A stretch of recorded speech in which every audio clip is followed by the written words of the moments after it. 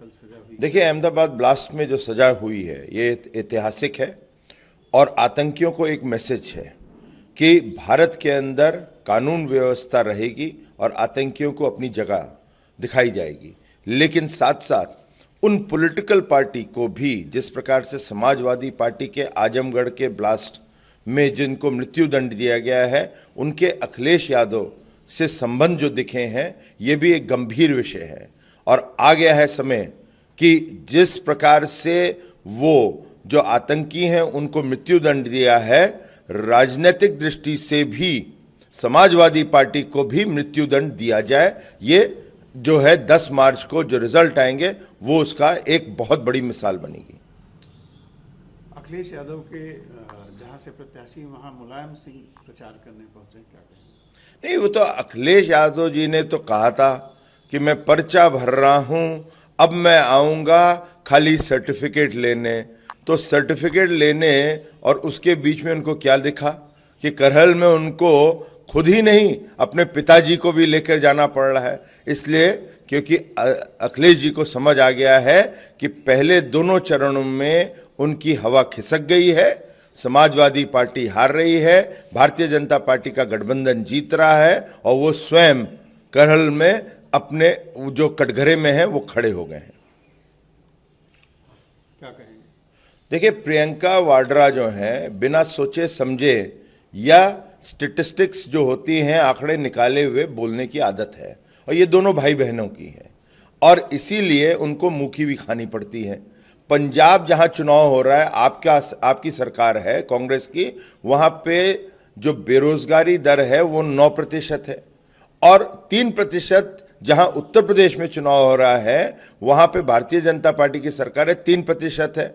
और साथ ही साथ ये आंकड़े जो है वो भारतीय जनता पार्टी के नहीं है, ना ही राज्य सरकार या केंद्र, ये CMI के हैं और उसको पढ़ ले और ना तो जो मैंने ट्विटर पे डाला है उसी को देख ले। और मैं प्रियंका वाड्रा और उनके भाई राहुल गांधी को दोनों को चुनौती देता हूं कि उत्तर प्रदेश के आंकड़ों के ऊपर आपको बहस करनी है तो खुले मंच है, जहां बुलाओगे वहां आऊंगा। अहमदाबाद ब्लास्ट में कल सजा हुई। देखिए, अहमदाबाद ब्लास्ट में जो सजा हुई है ये ऐतिहासिक है और आतंकियों को एक मैसेज है कि भारत के अंदर कानून व्यवस्था रहेगी और आतंकियों को अपनी जगह दिखाई जाएगी। लेकिन साथ साथ उन पॉलिटिकल पार्टी को भी, जिस प्रकार से समाजवादी पार्टी के आजमगढ़ के ब्लास्ट में जिनको मृत्यु दंड दिया गया है, उनके अखिलेश यादव से संबंध जो दिखे हैं, ये भी एक गंभीर विषय है। और आ गया है समय कि जिस प्रकार से वो जो आतंकी हैं उनको मृत्यु दंड दिया है, राजनीतिक दृष्टि से भी समाजवादी पार्टी को भी मृत्यु दंड दिया जाए। ये जो है 10 मार्च को जो रिजल्ट आएंगे वो उसका एक बहुत बड़ी मिसाल बनेगी। अखिलेश यादव के जहां से प्रत्याशी वहां मुलायम सिंह प्रचार करने पहुंचे, क्या कहेंगे? नहीं, वो तो अखिलेश यादव जी ने तो कहा था कि मैं पर्चा भर रहा हूं, अब मैं आऊंगा खाली सर्टिफिकेट लेने।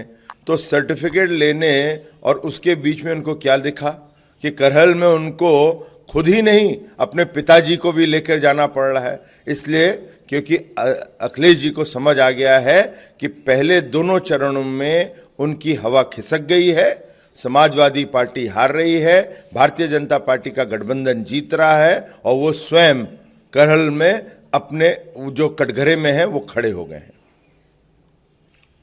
क्या कहेंगे? देखिए, प्रियंका वाड्रा जो हैं बिना सोचे समझे या स्टेटिस्टिक्स जो होती हैं आंकड़े निकाले हुए बोलने की आदत है और ये दोनों भाई बहनों की है और इसीलिए उनको मुंह की भी खानी पड़ती है।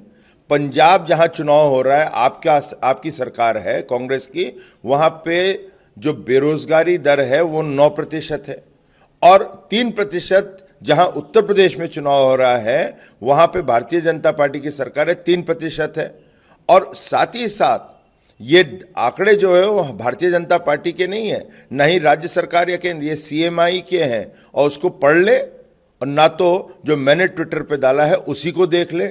और मैं प्रियंका वाड्रा और उनके भाई राहुल गांधी को दोनों को चुनौती देता हूं कि उत्तर प्रदेश के आंकड़ों के ऊपर आपको बहस करनी है तो खुले मंच है, जहां बुलाओगे वहां आऊंगा।